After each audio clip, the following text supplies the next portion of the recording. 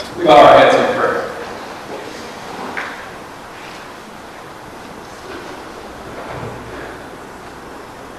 Lord Jesus, draw near to us as we draw near to you to hear your word. Fill us with your wisdom so that we may learn to humble ourselves before you and live humbly before you and our neighbor. Amen.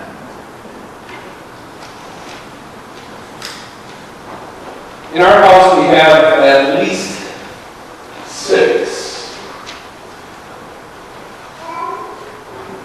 In this house of God, I've counted another 6. There's 2 in the bathrooms upstairs. There's 2 in the bathrooms downstairs. And believe it or not, there are 2 in the pastor's office. I'm talking about mirrors. I don't know why there are 2 mirrors in the pastor's office, but there are. They were there long before I am. Why do you think we think and feel as though we need to have so many mirrors? I mean, doesn't one do a good enough job? Do we think that if we don't like the way that we look in one mirror, we can go to another mirror and perhaps it will magically look different? What happens if that's the case? I mean, what if we go to one mirror and we like the way that we look? What does that do to our ego? Pulls our ego up. Go to a mirror and we don't like what we see.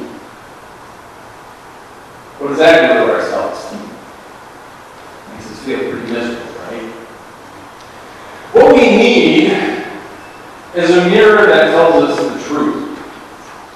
A mirror that humbles us when our ego inflates, and also humbles us or lifts us up when our self-esteem is low. And we have that kind of a mirror in God's Word. And we need it.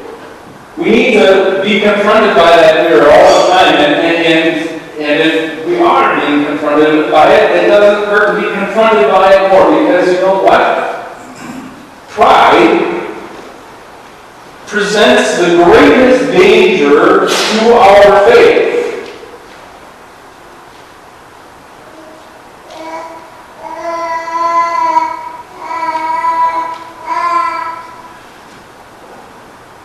We need the Word of God. We need the mirror to remind us who we are by nature and what God has made us by grace. Look at the Old Testament. During the Old Testament, you'll find a mirror panel that shows you a statue that Daniel saw in a vision. And this statue, its head was made of gold, its torso was made of silver, its legs were made of bronze, and its feet were made of iron and clay. And each one of those parts of this statue represented powerful leaders that existed and lived before the time of Christ. They were so powerful that they were filled with pride. Their egos were bigger than they should have been because they thought, hey, we're the greatest in all the world. But in each case, each one of those powerful, prestigious world leaders, when they came face to face with Christ, the rock, they all crumbled. They all fell. None of them lasted.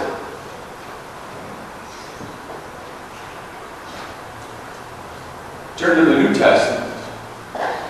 You'll find another mirror panel there. And in this mirror panel, you'll see Jesus telling his disciples a parable about 2 men who go to the temple to pray. One is a Pharisee who stands in the middle of the crowd, looking up to heaven with his hand raised and saying, God, I thank you that you have not made me like other people, especially like this Pharisee over there, who was standing in the corner, his head bowed, and he was beating his chest, saying, God, have mercy on me, a sinner. Jesus turned to his disciples and he said, which one of those men do you think went home justified before God?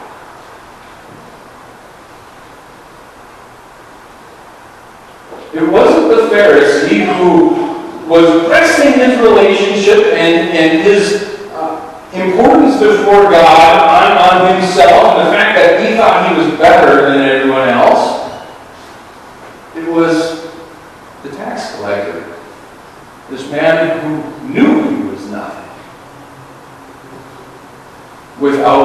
God. I want you to turn to a different mirror panel in the Bible, where you see yourself on the last day of your life on earth, on this earth. King Jesus is standing before you in the whole multitude of all people who have ever lived, and he says to those on his right, "Come, take the inheritance that was prepared for you since the creation of the world, because what you did for the least of these, you did it for me." He turns to those on his left and he says, "Depart from me into the eternal fire prepared for the devil and his angels, because what you failed to do for the least of these, you failed to do for me." Now, what is the basis on which Jesus makes that judgment? At first glance, it seems as though King Jesus is judging us based on what we do or don't do, on the good we do or the good we fail to do.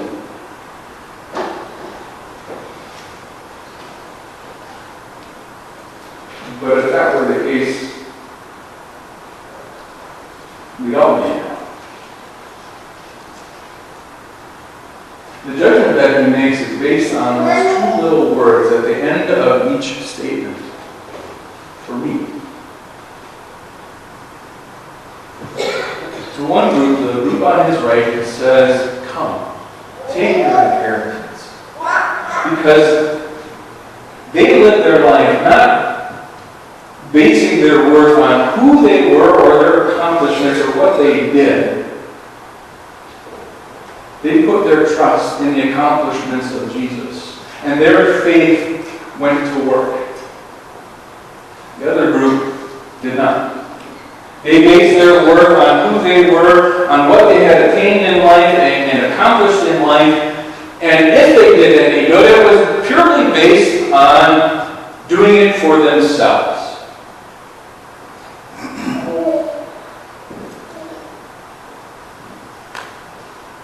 Do we live humbly before God?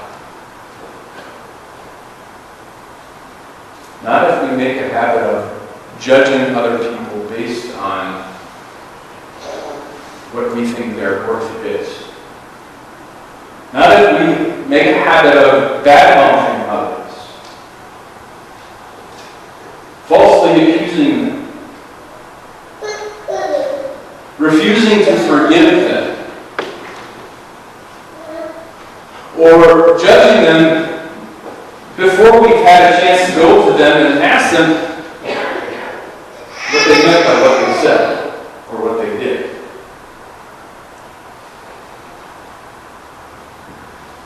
Let go your ego. James says, "Do not speak against one another, brothers. The one who speaks against a brother or judges his brother is speaking against the law and judging the law." First of all, let's talk about what James is not saying. He's not saying that we never have the right and we should never judge another person with God's law. That if we see somebody who is caught in sin and stuck in sin, we should never approach them and confront them about it. Because Jesus himself says, if your brother or sister sins against you, go and show them their fault, just between the two of you. And if they listen, then you have won your brother or sister over. See, that is the goal of godly judging. It is seeing this person on the wrong side, on the left side of God's judgment, and having so much love for them in your heart that you want to get them onto the right side of God's judgment. And so you use that salt of God's word to set them on the right path. What James is talking about here is sinful judging. Sinful judging has a completely different goal in mind. The goal of sinful judging is to make that person look worse by making yourself look better. Making that person feel worse. And in the process, making ourselves feel better about who we are. When we do that, we are failing to keep God's royal law of love.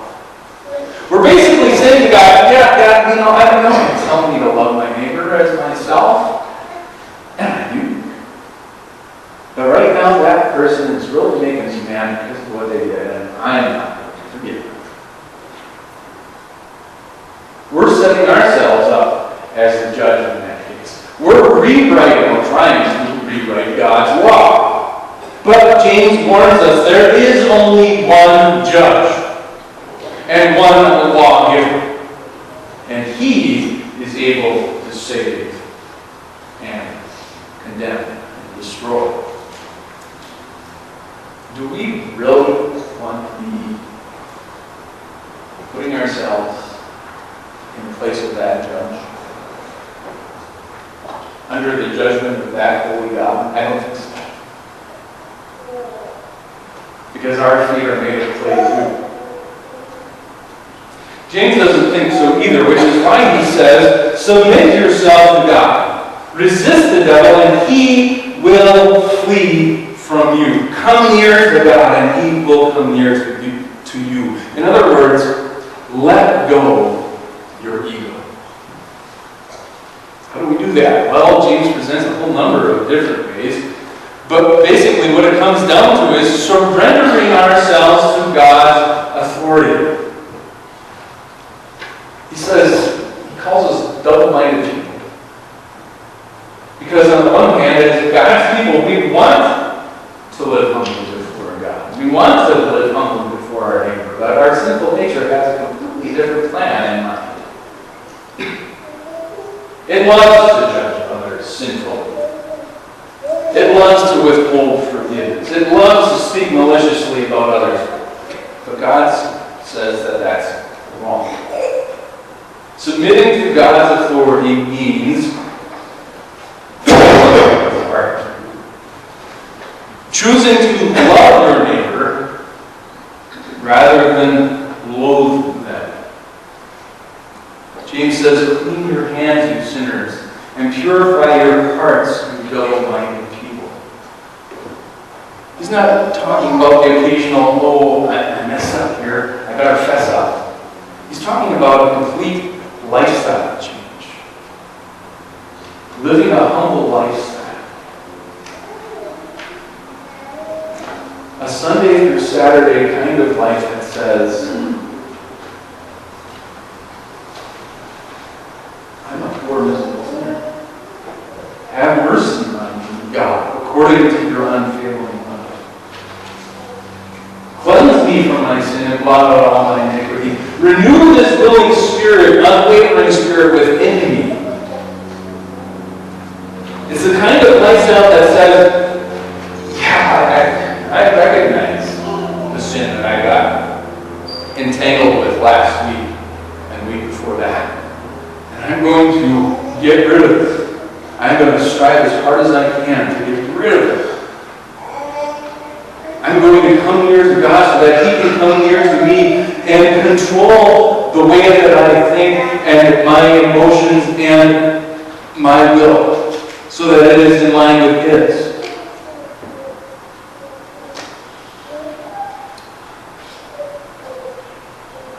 Playing in the dirt is fun when you're a kid.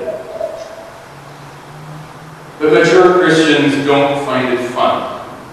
Because we recognize that sin kills. Playing in the dirt of sin kills. That's why James says, lament, mourn, and let your laughter be changed into mourning and your joy into gloom. And he's not saying that we have no right to be happy. He's not saying that we have to go around our life and live our entire life like we're attending some funeral. But what he is saying is that we should avoid coming to church and being assured that we are forgiven and rejoicing in that forgiven, only to go home and live the rest of our week committing those sins again. Saying, don't live your life like that sin that is your weakness, is no big deal. Those sins that people tell jokes about are some kind of laughing matter. They're not.